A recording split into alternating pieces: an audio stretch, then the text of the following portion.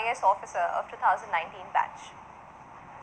Recently, I came out with a book on answer writing named the Answer Writing Manual. Answer writing for UPSC CSE examination is a very important thing, and this video is I will be sharing my own strategies and tips about answer writing, whatever I have learned in the course of my preparation. I will be sharing it with you. I will also give you a glimpse of what all is included in the book Answer Writing Manual. So, in the course of my preparation, I realized that UPSC answer writing is the most important thing which will affect your rank and your service.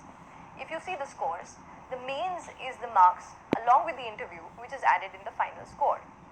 So, in order to secure a very good rank and a very good service, you have to be good in answer writing. When I was preparing, prelims was a part which I used to be scared about. But answer writing and take help from mentors and kept improving it day by day. So I had a bit of confidence in that part.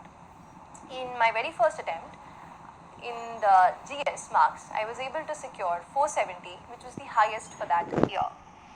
So in this video, I will be sharing with you those tips and strategies which I felt would be game changing for all of you.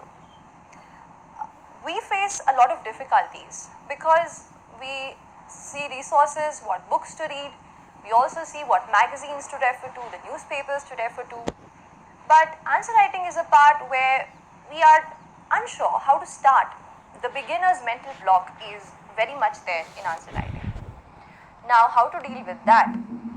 A lot of aspirants also in the course of the past 2 or 3 years have asked me questions and queries regarding that. So I will try to share with you whatever I have learned in the coming time. So to start, why is answer writing important? As I told you that the final rank of yours will be decided by your main score, and mains is all about what you write in those 9 papers. So we are supposed to give 9 papers, 4 GS papers, 2 papers from the optional, 1 essay paper and 2 language papers. जो आपका final score बनेगा वो बनेगा 4 GS के papers, 2 optional के papers और आपका एक ऐसे का पेपर. इनका टोटल सम आपका फाइनल मेंस का स्कोर बनता है. अब सबसे पहली बात, शुरू कैसे करें? कभी भी आपके पहले दिन ऑफ प्रेपरेशन से हमें आंसर राइटिंग शुरू नहीं करनी है. कई बार हमें लगता है कि अब हम राइटिंग शुरू मतलब हमने प्रिपरेशन शुरू कर दिया है तो आंसर राइटिंग भी साथ में शुरू कर दें. ऐसा नहीं कर सकते हैं. कुछ 2-3 चीज़ें हैं जो हमें करना आवश्यक है जिसके पहले हम आंसर लिखेंगे. पहली चीज़ है, know the syllabus. You should know what the syllabus is exactly. उसका एक प्रिंट निकाल करके अपने पास रख लीजिए और उसका थरो एनालिसिस करिए, उसको बहुत अच्छे से पढ़िए. GS 1, 2, 3, 4 एक बहुत ही क्रिस्प फॉर्मेट में, बहुत ही छोटे छोटे पॉइंट्स में सारे सिलेबस UPSC द्वारा दिए गए हैं. उसको अच्छे से पढ़िए और कोशिश करिए उसको लर्न कर लें ताकि आपके टॉप ऑफ द हेड में रहे कि जनरल स्टडीज़ पेपर 1 में आपसे क्या एक्सपेक्टेड है, कौन से टॉपिक्स हैं जो पूछे जाएंगे. एक चीज़ होगी सिलेबस को जानना. दूसरी चीज़ जो हमें करनी चाहिए वो है प्रीवियस ईयर के क्वेश्चंस को पढ़ना कि एग्जैक्टली UPSC अपने पेपर्स में क्या पूछता है, what is it that will be asked in the exam. And in order to understand that properly you should be reading the previous year papers every day at least about half an hour. और आप पिछले 5 साल के UPSC mains के papers को अच्छे से analyse कर सकते हैं, अच्छे से पढ़ सकते हैं. When you read each and every question, you will know कि उस टॉपिक में से कैसे हर साल अलग अलग तरीके से क्वेश्चन पूछे जाते हैं. टॉपिक एक ही रहता है बट पूछने का तरीका और करंट अफेयर से उसको रिलेट करके एक नया क्वेश्चन UPSC हमारे सामने रखता है. तो ये हो गई सेकंड इम्पॉर्टेंट चीज़ जो हमें आंसर राइटिंग करने के पहले ज़रूर करनी चाहिए. और थर्ड थिंग है बिल्डिंग योर नॉलेज बेस. इसका मतलब किसी भी टॉपिक को पहले अच्छे से पढ़ें, उसको जानें. एटलीस्ट हमें फाउंडेशन NCERTs तो पढ़ना बहुत ज़रूरी है. Without reading the foundation NCERTs, please do not jump into answer writing. Along with NCERTs, you can also refer to the standard books. हर सब्जेक्ट की अपनी एक स्टैंडर्ड बुक होती है तो उसको भी आप पढ़ सकते हैं. जब आपने ये तीनों चीज़ें कर ली हों या आप तीनों चीज़ें साथ में कर रहे हों, उसके बाद ही please then only attempt writing an answer. So this was the prerequisite. Next now इसी प्रकार मैंने अपनी किताब में भी इसके बाद चारों जीएस पेपर्स को किस तरह से अप्रोच करना है प्रेपरेशन में वो बताया है. It's almost like the better your preparation for general studies will be, the more organized your notes of the preparation will be, the better your answers will be.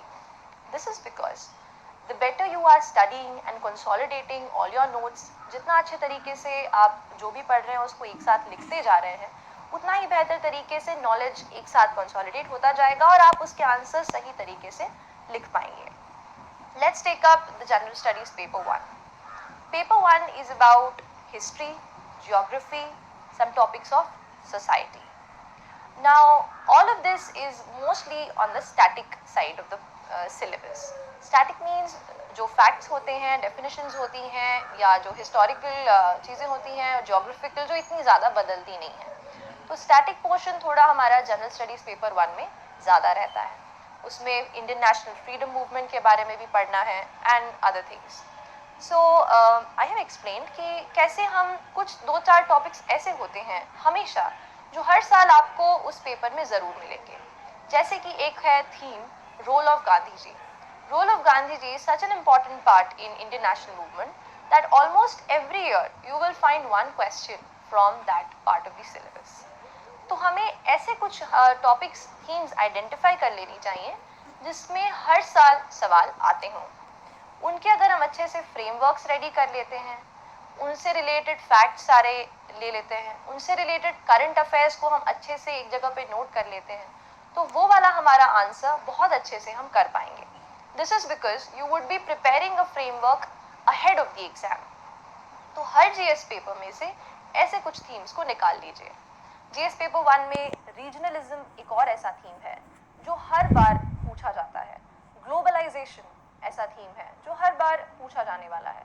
तो इससे रिलेटेड अगर आपको न्यूज़पेपर में कुछ भी मिलता है तो उसको आप ज़रूर अपने पास नोट कर लें और स्टैटिक के नोट्स के साथ उस करंट फैक्ट को मिक्स करके फिर जब आप अपना आंसर लिखेंगे तो वो एक कंप्लीट और एक रेलेवेंट आंसर निकल करके आएगा. इन जनरल स्टडीज़ पेपर 2 बहुत सारे ऐसे थीम्स हैं जो बार बार आपको देखने को मिलेंगे. One of them is local self government.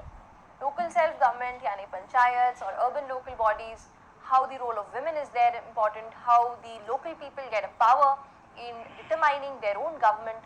This theme is asked every year. So why not study the 73rd and 74th constitutional amendment and look at all its clauses? ऐसे टॉपिक्स को हमें detail में जा करके पहले ही prepare कर लेना अच्छा होगा. लोकल सेल्फ गवर्नमेंट के अलावा सेल्फ हेल्प ग्रुप एक ऐसा टॉपिक है जो हर बार 15 मार्कर्स में आपसे पूछा जाता है.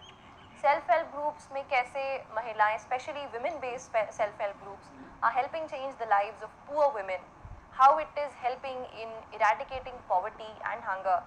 These are the themes, this is a theme which is asked every year. A major part of the GS paper 2 is international relations. If you look at the current affairs of right now, we had the Russia-Ukraine thing going on. Now this thing is one of the most important for the mains examination this year. Try to find out what was the historical relations of both the countries. How are other countries aligning with them? What are the actions they are taking? How do you compare it with the international policy of the international organizations like the United Nations, etc.? Second thing, our Prime Minister recently attended the G7 summit. How is the G7 summit important? What are the different stakeholders who are a part of that summit and how will it impact the international world based order? ये सब चीज़ें हैं जो हमें थोड़ा सा ध्यान में रखनी चाहिए. हम ये बात सोचते हैं कि हम बुक्स तो पढ़ रहे हैं बट हम कैसे करंट अफेयर्स को उसके साथ जोड़ें ताकि हम recently attended the G7 summit. How is the G7 summit important? What are the different stakeholders who are a part of that summit? And how will it impact the international world based order? ये सब चीज़ें हैं जो हमें थोड़ा सा ध्यान में रखनी चाहिए. हम ये बात सोचते हैं कि हम बुक्स तो पढ़ रहे हैं बट हम कैसे करंट अफेयर्स को उसके साथ जोड़ें ताकि हमारा जो आंसर निकल के आए वो एकदम कंटेम्प्रेरी हो और एकदम रेलिवेंट हो. After GS2, let's move on to GS3. The paper GS3 is about technology, it is about agriculture, and it is about a lot of small topics. One interesting thing about GS3 आप देखेंगे, जो list of topics है syllabus की, often हमारा जो question paper है, वो उसी list of topics को कई बार बिल्कुल ऐसा लगता है कि copy है, बिल्कुल series is almost similar to that. So the initial questions would be about food processing industries, how the food processing industries are important, what are the impediments, supply chain management कैसे करना चाहिए. Then it will be about technology, क्या recent technologies आई हैं. सबसे important technology जो पिछले 1-2 साल में रही है न्यूज़ में वो है biotechnology. This is because of the vaccinations which are required for the COVID epidemic which we had. So GS paper 3 भी कहीं ना कहीं बहुत ज़्यादा करंट से रिलेटेड रहता है. करेंगे जो बार बार थीम्स पूछी जाती हैं और उनसे कनेक्टेड करंट अफेयर्स को अपने साथ इंटीग्रेट करेंगे, उतने अच्छे आंसर्स हम लिख पाएंगे. And next is GS4, that is the ethics paper. Ethics paper is divided into 2 parts. पहला जो पार्ट होता है पार्ट ए, उसमें एथिक्स में कुछ कोटेशंस दिए जाते हैं, उनका आंसर, उसका एक्सप्लेनेशन हमसे पूछा जाता है, या कुछ की टर्म्स दिए जाते हैं जिनको एक्सप्लेन करने के लिए कहा जाता है. All these key terms are there in the syllabus, and for preparing that you can take up each key term, Google it or take some notes available and find out what they exactly mean. Note down the examples which are there. Examples become very important in GS paper 4 because कोई भी ethical theory केवल theory के रूप में ही नहीं देखनी है. Practically कैसे उसका हम उसका देख पा रहे हैं implementation, that becomes very important. तो एथिक्स में एग्जाम्पल्स ढूंढना भी बहुत इंपॉर्टेंट हो जाता है. The second part of the ethics paper is the case studies. Now case studies is such in which आपको कोई एक केस दिया जाएगा. You might be given a role कि आप एक डॉक्टर हैं या आप एक IAS ऑफिसर हैं या एक आप पुलिस ऑफिसर हैं और आपको एक सिचुएशन बताई जाती है कि आप उस सिचुएशन में क्या करते हैं. तो इसमें हमें ना सिर्फ रोल एनालिसिस करना है, पर हमें ये भी ध्यान रखना है कि हम कौन से एथिकल प्रिंसिपल्स को पकड़ के चलेंगे. ऐसे कौन से ऑप्शंस हैं जो हम चूज़ करेंगे. हम उसमें 2-3 ऑप्शंस डेवलप करते हैं कि ये क्यों करना चाहिए या फिर ये क्यों नहीं करना चाहिए. This was about the preparation of GS papers. Now let us move on to decoding the question. Now why is decoding a question important? This is because हम अक्सर वो लिखते हैं जो हमें आता है, बट हमें UPSC आंसर मेंस में ये लिखना है जो एग्जामिनर एक्सपेक्ट करता है उस स्पेसिफिक क्वेश्चन में, और इन दोनों में एक बहुत थिन लाइन है. To understand this you should be able to properly see what an examiner expects, what are the different part of the questions, how a question directive needs to be understood. All these things have been explained in detail in my book, where I have taken each and every question directive. How is critically analyzed is different from examine, how is describe different from explain. All of these things I have talked about in detail and given you a proper step-by-step format how to decode a question. By doing that, you will be able to decode any question that you face, which will make you ready to write what is exactly expected. After you decode the question, you have to be properly decoding the answer. Now there are different parts of an answer. We know the structure is intro, body and conclusion, but answer is not just about that. It is about making your presentation proper. It is about including some of the important facts, some of the important flow charts, some maps which you can supplement in your answer, which give you that 1 or 2 marks as extra. In the chapter Decoding the Answer, I have tried to include all these things, जिससे आपको एक बहुत अच्छा framework मिलेगा कि आपके पूरे answer में क्या क्या ऐसी सॉल्ट जैसी चीज़ें, ऐसी क्या क्या इंपॉर्टेंट चीज़ें हैं जो आप उसमें डाल सकते हैं, जिससे आपको हर आंसर में 1 या 2 मार्क एक्स्ट्रा मिल सकता है. ये करना इसलिए ज़रूरी हो जाता है क्योंकि हम सभी एक ही जैसे सोर्स से पढ़ते हैं. हम सभी कोई एक चुनिंदा न्यूज़पेपर पढ़ते हैं, वही सारी किताबें पढ़ते हैं.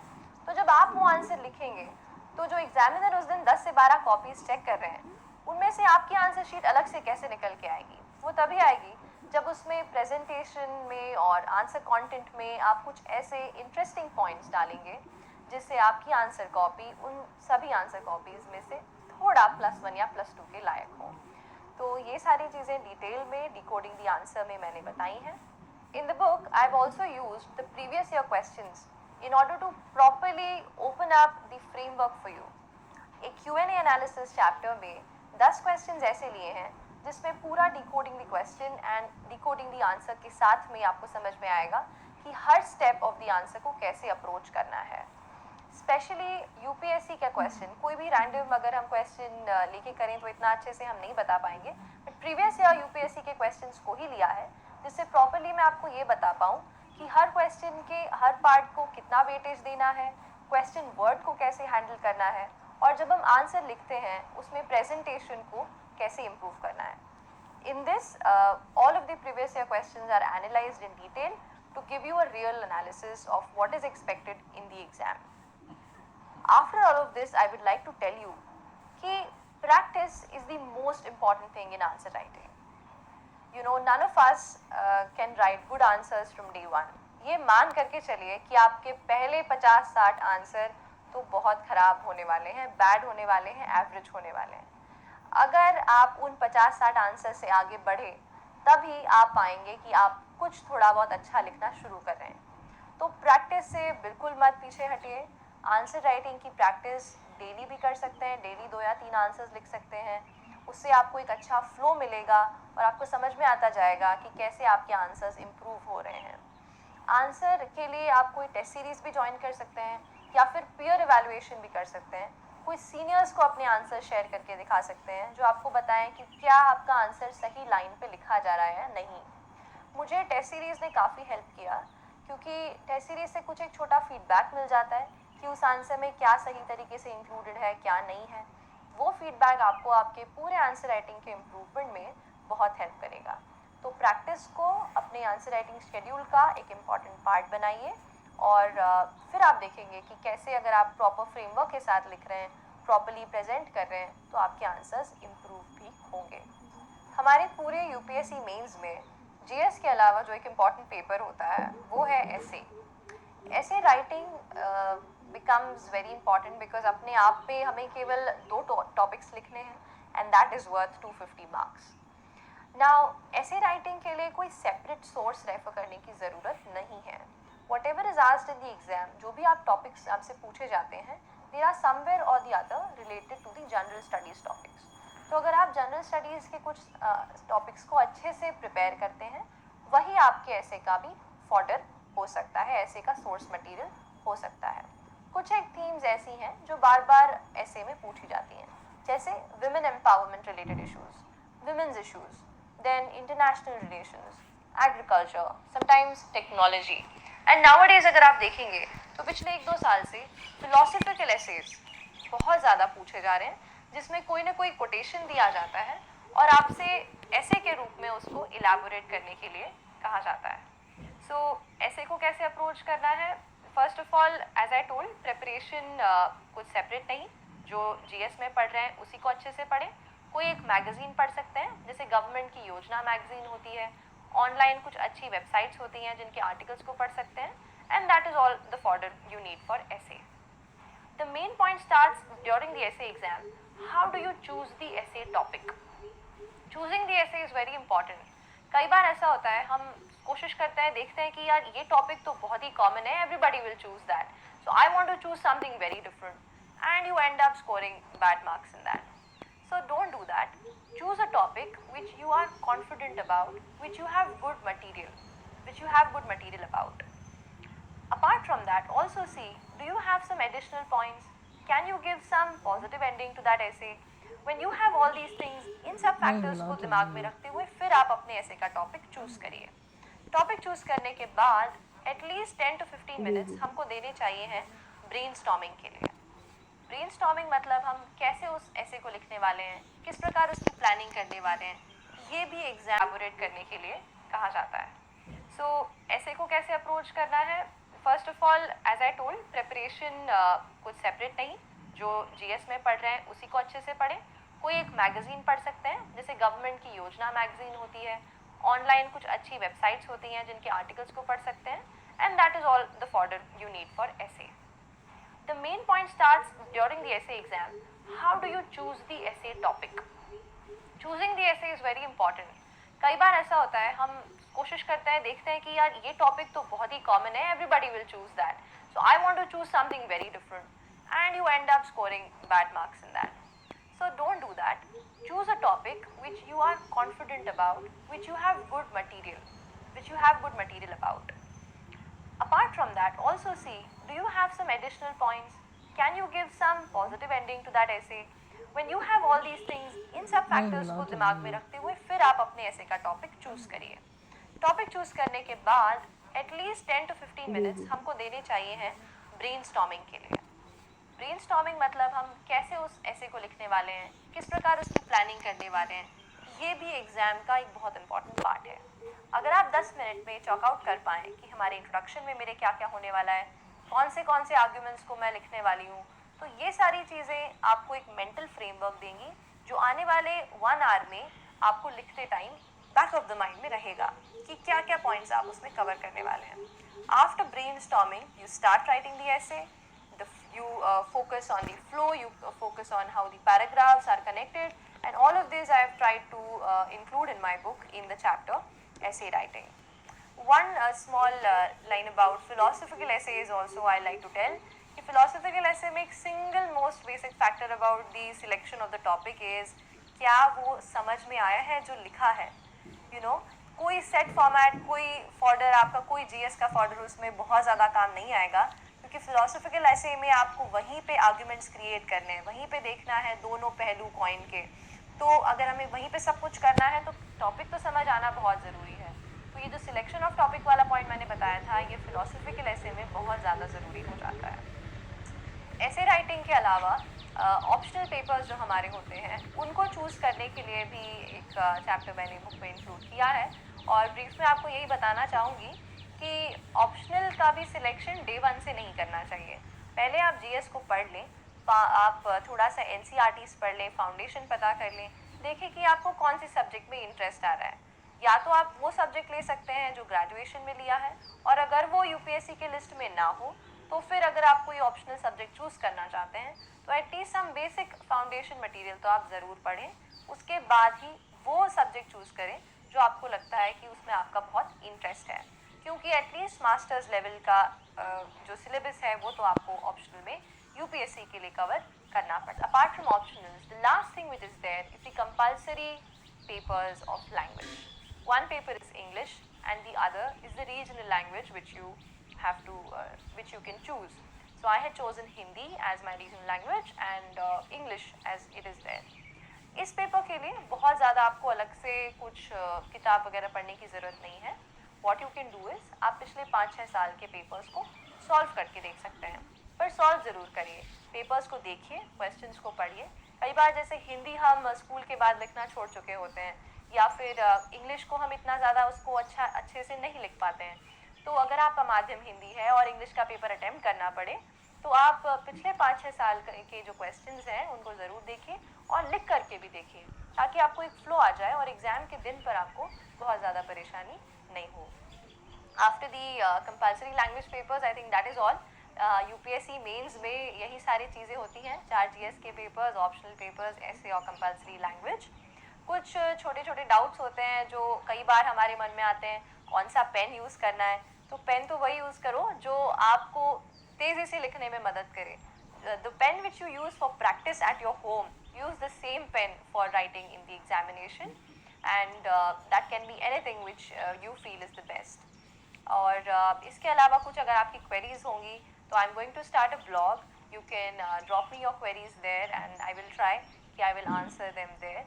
I hope that I was able to help you to give a brief idea about how to write answers, how to approach answer writing, and the reviews about the book. अगर आपने book देखी हो तो कुछ लोगों ने मुझे बताया है कि it is helping them out, so this gives me immense pleasure.